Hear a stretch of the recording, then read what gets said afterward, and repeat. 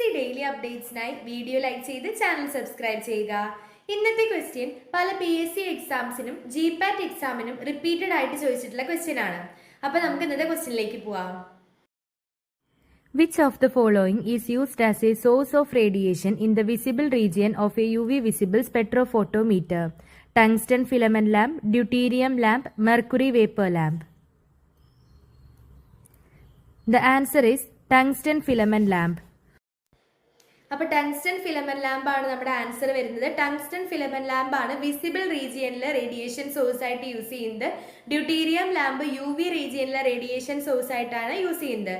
Mercury vapour lamp നമ്മൾ UV visible സ്പെക്ട്രോഫോട്ടോമീറ്ററിലെ radiation source ആയിട്ട് യൂസ് ചെയ്യുന്നില്ല. അപ്പൊ നമ്മുടെ ആൻസർ എന്താണ്? Tungsten filament lamp. അതുപോലെ വിസിബിൾ റീജിയനിൽ യൂസ് ചെയ്യുന്ന വേറൊരു റേഡിയേഷൻ സോഴ്സ് ആണ് കാർബൺ ആർക്ക് ലാമ്പ്. അപ്പൊ നമുക്ക് അടുത്ത ക്വസ്റ്റ്യനായി അടുത്ത വീഡിയോ കാണാം.